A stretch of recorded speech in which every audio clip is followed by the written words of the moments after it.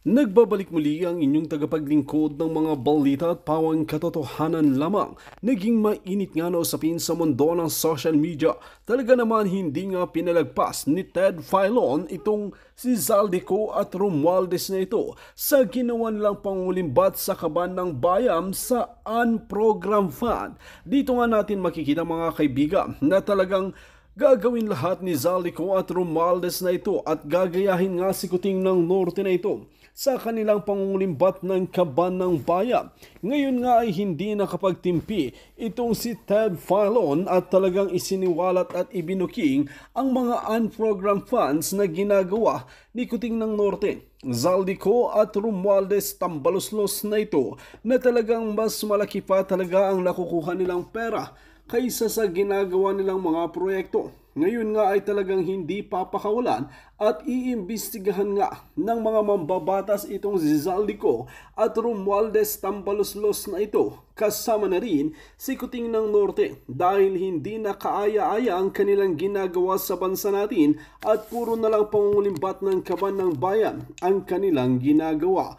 Ngayon nga mga kaibigan, dagdag ng maraming netizen na kailangan natin suportahan itong si Ted Filon na ito dahil matapang na isiniwalat ang baho na tinatago na unprogrammed funds na kinukulumba ni Zaldico at Romualdez. Well mga kaibigan, para nga sa karagdagang impormasyon, panoorin nga natin ang buong video. At kung bago ka pa lamang sa akin channel, huwag kalimutan i-click ang subscribe button at notification bell para lagi kang updated sa ating mga bagong video. At para sa sulit viewers natin dyan, maraming salamat sa walang sawang pagsuporta. Project, PNR South Long Haul Project, Metro Manila Subway Project, at maging ang Davao Public Transport Modernization Project. Ang aking pong nabanggit na mga proyekto ay kasama sa listahan ng foreign assisted projects na popondohan ng gobyerno ngayong taon. Malinaw po na ito'y nakalatag sa National Expenditure Program o NEP o NEP. Pero nang aprubahan ng Kongreso at pirmahan ng Pangulong Marcos ang General Appropriations Act, napunta sa unprogrammed appropriations ang naturang mga importanteng proyekto. Noong nakaraang linggo, naglabas po ng recorded interview si Vice President Sara Duterte. Kasama sa interview na ito ang kanyang pahayag tungkol sa pambansang budget. Ang budget ng Pilipinas ay hawak lang ng dalawang tao. Hawak lang siya ni Congressman Zaldico at ni Congressman Martin Romualdez. Yan ang katotohanan. Agad pong pinabulaanan ni Congressman Zaldico ang aligasyon ni VP Sara. Habang wala pa pong direktang inihahayag na panig tungkol dito ang Speaker ng Kamara. We beg to differ sa sinasabing ito ni VP Sara. Madam VP, we beg to disagree. Hindi po lamang dalawang tao ang may kontrol sa pambansang budget. Kung meron mang impluensya ang dalawang ito, sila'y may mga katuwang para ito magtagumpay.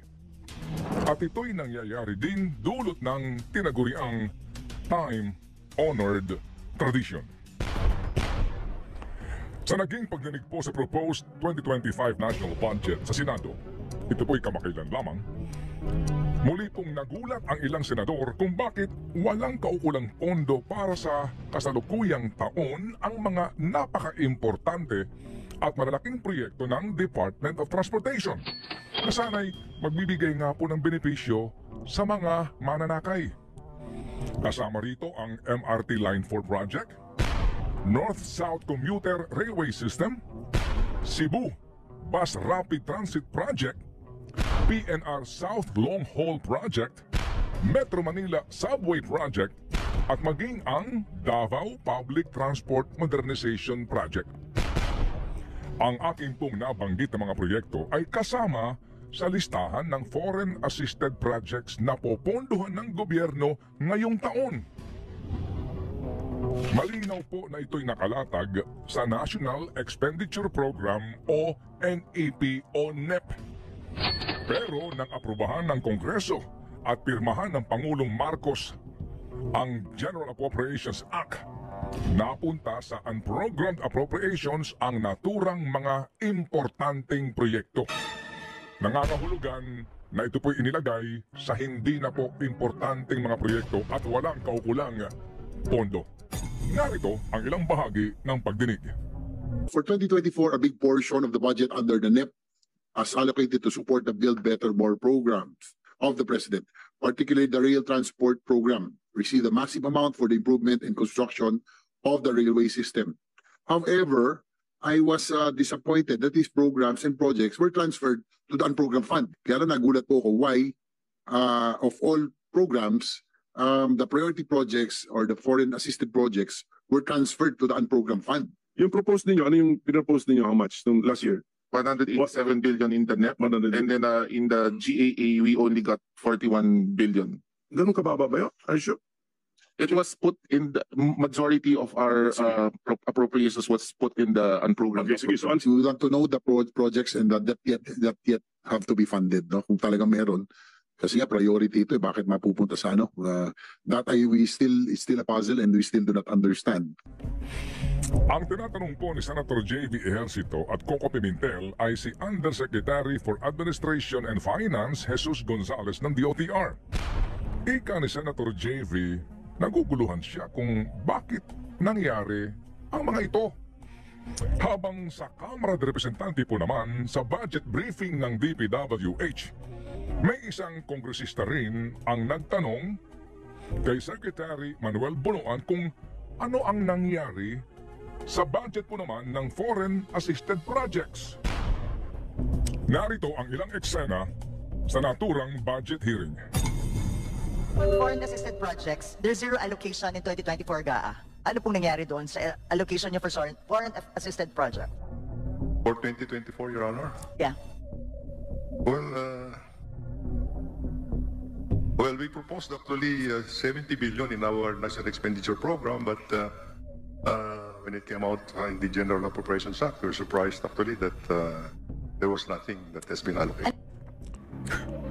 Inyo bang nasilayan o nakita yung pagkamangha sa mukha ni Secretary Bonoan sa katanungan po ni Bagong Henerasyon Party List Representative Bernadette Herrera?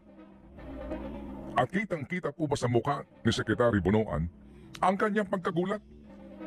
Dahil lumalabas na hindi alam ni Herrera na ang pera na inilaan sa malalaki at importanteng proyekto ng DPWH ay inilipat din pala ng Kongreso sa unprogrammed appropriations. Si Representante Herrera po ay isa sa mga kongresista na bumoto pabor sa ratifikasyon ng 2024 budget. Habang si Senador J.V. naman ay miyembro mismo ng Bicameral Conference Committee. Ang mga eksenang ito ay tila pagbabalik tanaw po sa naging hearing din ng Senado tungkol sa pagkubra ng Finance Department sa 89.9 billion pesos na sinasabing sobrang pera ng Philippine Health Insurance Corporation o PhilHealth. Nagulat din di ba ang mga senador? Abay, ang iba naging emosyonal, ang iba'y galit. Bakit nyo nga naman kukunin ang 89.9 billion pesos na government subsidy sa PhilHealth gayong hindi nga makapagbigay ang PhilHealth ng sapat na benepisyo para sa mga pangangailangang medikal ng mga Pilipino? Abay mahabang diskusyon, etc., bla bla bla. Paano po nangyari yun? Sino ba ang nagbigay ng pahintulot para magawa ito ng Department of Finance? Hindi po ba't kayo rin?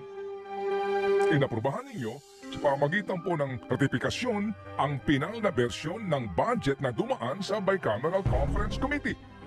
At doon sa BICAM na ito, inilagay ang provisyon na magbibigay kapangyarihan sa Finance Department na kunin ang umano'y excess fund ng government-owned or controlled corporations kasama na ang PhilHealth. Ang paghahanda po sa taunang pambansang budget ay napakahabang proseso. Maraming government hours at government resources ang inuubos dito. Malaking gastos din ang pagbuo sa pambansang budget. Sa bawat taon pagkatapos po ng State of the Nation Address ng nakaupong Pangulo, kanyang isinusumite sa Kongreso ang tinaguriang President's Budget. Ito ay ang National Expenditure Program o NEP. Sa NEP na ito, mabubuo ang General Appropriations Bill o ang panukalang pambansang budget. Bago mabuo ang National Expenditure Program at ang General Appropriations Bill, may tinatawag ang DBM na budget call sa lahat ng ahensya at sila'y pinagsusumite ng mga detalyadong plano para sa lahat ng mga programa at proyektong poponduhan ng gobyerno. At mayroong Development Budget Coordinating Committee na binubuo ng Secretary ng DBM, Finance Department, Bangko Sentral Governor, NEDA Director General at mismo tanggapan ng Pangulo. Sila ang sisiguro sa mga economic target at kung papaano mapoponduhan ang bawat gastusin ng pamahalaan. Kaya naman, tukoy na. Sa NEP pa lamang kung ano ang mga malalaki at importanteng programa at proyekto ng pamahalaan. Oo nga po, at nasa Kongreso ang power of the purse.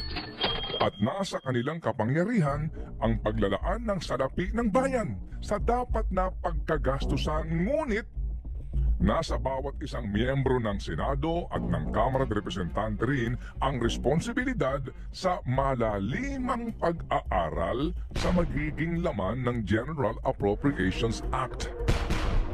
Mahirap pong tanggapin ang reaksyon ng mga miyembro ng dalawang kapulungan ng Kongreso na para bagang nagugulat sa kawalan ng budget para sa mas importanteng mga proyekto para nga sa kapakinabangan ng mga Pilipino. Gayong, sila nga naman din ang may gawa nito at sila din ang nag-aaproba nito. Ano pa ang silbi ng mahaba at napakamagastos na proseso sa pagbuo ng NEP kung sa huli ang mga pagbabago at singit na ginagawa ng mga miyembro ng Bicameral Conference Committee ang siya rin lang masusunod. At nangyayari nga ang mga ito. Hindi lamang dahil sa dalawang tao, kundi dahil sa pakikipagtulungan ng halos lahat ng miyembro ng dalawang kapulungan ng Kongreso. At nangyayari ito taon-taon. At malamang na mangyari ulit ngayong taon. Sapagkat ang sistemang ito ay isa sa mga tinaguriang time-honored tradition sa Kongreso na kapag ang panukalang pambansang budget ay nahimas na sa BICAM, approve na rin kaagad ito sa kanyang ratifikasyon sa Senado at sa Kongreso. At ang time-honored tradition na iyan ang siya ring isinasangkalan para dumulas sa sanay mahigpit at masinsinang pagsuyod sa budget ng Pangulo at pangalawang Pangulo at maging ng budget mismo ng Senado at ng Kongreso. Times change. Nagbabago ang panahon. At sa pagbabagong ito, nawawalan na po ng dangal, honor, ang maraming politiko. With all due respect. Panahon na po para isabaul ang sinasabi nilang mga time-honored tradition sa Kongreso. It's time to dishonor these traditions. Ano po sa palagay ninyo? Think about it. Sa totoo lang, hindi naman ang budget ang punteriya ninyo dahil napakadali naman magtanggal ng budget. What you are trying to do is make a case for impeachment. Hindi naman ako kakandidato sa nalalapit na eleksyon. Hindi ako namumulitika. Ang ginagawa ko lamang ay ang patupad sa aking oath of office at campaign platforms. Madayaw, mayong adlaw, kaninyong tanan. Magandang araw sa inyong lahat. The officials of the Office of the Vice President, as well as each and every one of our satellite office leads, were in receipt of a letter from the chairman of the Committee on Good Government and Public Accountability dated September 13, 2024, requesting our presence or that of our duly authorized representatives in today's initial deliberation with preliminary determination on privilege speech number 379. In view of the said letter, I am appearing before you today not only as the head of office, but more importantly as the duly authorized representative of all officials of the OVP. Simply because we have not done anything wrong. There is no misuse of funds. If there are audit findings, we shall gladly respond to them before the Commission on Audit. And if there are legitimate cases to be filed, then we shall gladly respond to them before the appropriate courts. In relation to this, may I just say that I take notice of the opening speeches and nasabi doon, there is a determination of misfeasance, nonfeasance, and malfeasance. And those are cases that should properly be taken in the courts of law. What we are witnessing now is no ordinary legislative inquiry. This exercise is a well-funded and coordinated political attack. This much is evident from the very words of the privileged speech that prompted this inquiry. A speech that simply meant to say, do not vote for Sara on 2028. It is clear to me that this inquiry is not about misused funds, accountability, or governance. Instead, it is solely aimed at discrediting my name and my office to prevent future political contests. I have publicly stated my reasons as to why I've chosen not to defend the OVP's budget proposal for 2025. I have narrated the issues I encountered in previous years, which can easily be confirmed by looking at the NEP, the GAP, and the GAA for fiscal years 2023 and 2024. Further, I have even shared the drama that transpired last year regarding the confidential funds. Hence, just as we have done last year, we again leave the 2025 OVP budget to the pleasure of Congressman Martin Romualdez.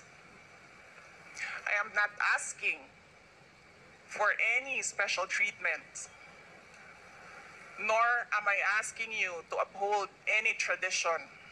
There is no disrespect. All I am saying is that you have the complete freedom to do whatever you wish with the OVP budget. If you feel that all the documentary submissions are not enough, then by all means, huwag kayo magbigay ng budget. Sa totoo lang, hindi naman ang budget ang punteriya ninyo dahil napakadali naman magtanggal ng budget. What you are trying to do is make a case for impeachment. Hindi naman ako kakandidato sa nalalapit na eleksyon. Hindi ako namumulitika. Ang ginagawa ko lamang ay ang pagtupad sa aking oath of office at campaign platforms na trabaho, edukasyon, at mapayapang pamumuhay. Sinabi ko na noon at ilang beses ko nang inulit na hindi ako ang problema ng bayan na ito. Ang totoong problema ng bayan ay kagutuman, kahirapan, iligal na droga, kriminalidad, terorismo, hindi na sapat na healthcare, kalidad ng edukasyon, kawalan ng plano ng infrastruktura para sa disasters, at marami pang iba. So, you may try to destroy me, you can skin me alive, and throw my ashes to the wind. But let it be known, you will find me unbowed. I will continue to serve the Filipino people no matter the personal cost or political intrigue. Having said that, I will not allow myself to be subjected to an inquiry based on an empty privilege speech just so you can attack me and do indirectly what you failed to do directly during the budget hearings. I therefore request this committee to terminate this inquiry for its clear lack of any proposed legislation or substantive matter for discussion. Shukran.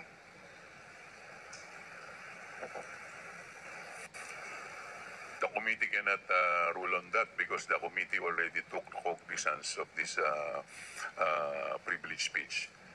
Anyway, we will now proceed. Next, we will recognize the representative from COA. Mr. Chair. Congressman Marcoleta. May I please raise a parliamentary inquiry? What is your parliamentary inquiry? Thank you, Mr. Chair. The rules of the committee says that this committee only acquires jurisdiction on matters of nonfeasance, misfeasance, malfeasance. And under Section 2, Mr. Chair of the rules, there should be a prior determination whether or not these malfeasance, nonfeasance, and misfeasance are directly or specifically relating to the persons charged of this. Has this committee made a prior determination of this? And if so, when did it happen? And where is the order specifying that the committee has just reached a prior determination? This is very important, Mr. Chair, because the rules also says that after determining or making a prior determination, this committee will set an order, and that is the only way that this committee acquire jurisdiction over the person's subject matter of this inquiry. And that particular order of prior determination will set out the parameters. If I can make a